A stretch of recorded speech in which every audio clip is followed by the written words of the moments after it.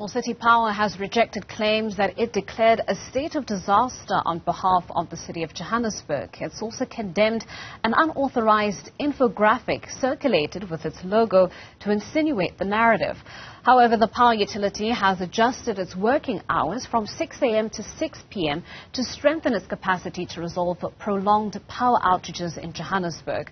Other measures include a mandatory meeting of top officials to discuss the progress made in power-disrupted areas.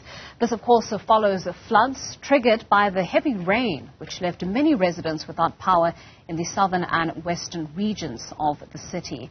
For more on this and a look at some of the efforts to mitigate the damage is MMC for Environment and Infrastructure Services Department in the City of Johannesburg, Michael Sun.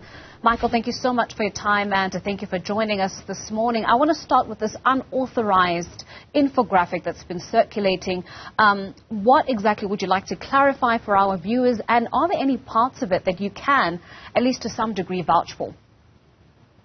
Good morning, Kokoza. Thank you very much for allowing us the opportunity to clarify this issue. So City Power, of course, is an entity to the City of Johannesburg. It has no authority to declare any state of disaster on behalf of the city. Unfortunately, the information that was extracted from an internal memo to the employees, which was intended to say to everyone, we are at a crisis mode. We need to have all hands on deck, so we'll be adjusting the working hours. And of course, that discussion was had with the labor, organized labor. Unfortunately, though, that internal memo was then used by the community organizations to put out there with a City Power logo. So it looked a legitimate City Power communication, whilst it was not. The positive thing that we do want to share is that we've now adjusted the working hours.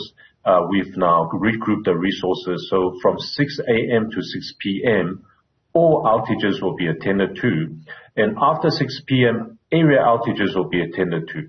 And of course, we've now roped in other resources. So our own electricians, work assistants and contractors are sharing the workload. And 7 o'clock every single morning, the top executives and their team will have a meeting to regroup and update on the progress and resolve some of the issues that remain unresolved. I last received an update just before 6 this morning. So we certainly are all hands on deck to resolve the power outages in the City of Johannesburg. Now, Michael, I'm sure residents watching this will fully appreciate the adjusted hours and the all hands on deck approach that the city is taking. However, earlier this week, City Power noted that it was receiving, I think, about 3,000 open calls from residents reporting power outages. The statement that we've received, the latest statement from the city, is now noting about 4,000 open calls being reported by residents. It would appear that the matter is getting worse. Are you capacitated to deal with the length and breadth of this sort of unfolding crisis? So one should look at the 4,000 number. So the 4,000 number would include a lot of the duplicated calls, because when you have an area outage, a lot of the residents call. So within that 4,000, some are, of course, being duplicated, but that does not mean that we don't recognize those calls. We attend to them. City Power has limited resources. We don't have endless supply of human resources, electricians or contractors. And to make matters worse, the weather is not on our side. And on top of that, we have stage 5 load shedding, where electricians can't work when there's no power on the grid. But with all these challenges, we're still finding solutions. Some of the badly affected areas, such as Rudaport, we are restoring them. Early this morning, about 80% of the area has been restored. We're working, obviously, during the day shift on some of the outages still. And not to forget that we're also looking at some of the areas where we have water interruption because of the flood. So all these issues are rolled into one, certainly creating a huge issue for us. But the all hands on deck approach is certainly working. We're cutting down those outages, these calls, and we are certainly pleading to our residents to be patient. We're going to get to them, as soon as we can. I think another concern for your department, perhaps, Michael, is, the aftermath of the inclement weather that we're seeing, the continuous power rationing, power cuts being implemented by Eskom, are you at all concerned for the state of your infrastructure once we pull out of this, inclement weather and we pull out of these power outages? Are you concerned for your own state of infrastructure across the city? Absolutely. The infrastructure, the grid, the underground pipes in the city of Joburg, it's very old. They're really, really old. Some of the pipes are 103 years old, and the electricity grid, again, I go to Rudaport as an example. These were installed at the beginning of when the city started.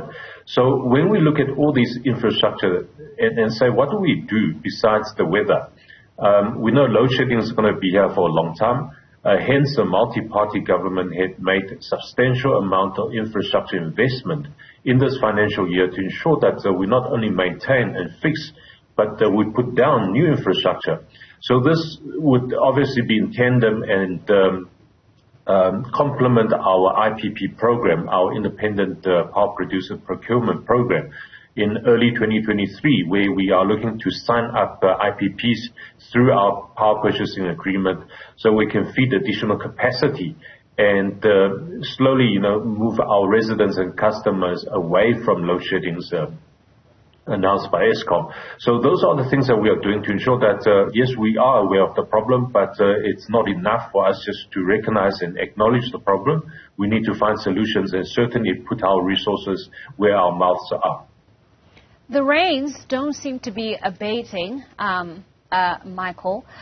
And I'm curious about this idea of a state of disaster potentially being declared. I know you've of course, corrected that unauthorized infographic, but is it completely improbable for the city to, at some point, if things don't get any better, declare some sort of state of disaster just so that you get enough emergency aid, resources to deal with what's happening in the region? Certainly, there's other laws and regulations about declaring a state of disaster. It's not at whim. I'm sure the city's management and together with the executive mayor, we already looking at a situation, especially where we attended Alexandra last week, where we saw devastation as a result of the flood. And again, that's not just because of the rain.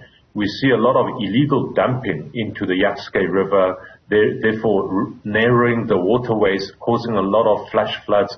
And those things that we also need to deal with. But certainly, if there's an area of disaster we need to look at, we certainly, as a city, will consider. It's not something that we would announce quite lightly. But certainly, if the needs be, our residents will always come first if that's the necessity that we need to do.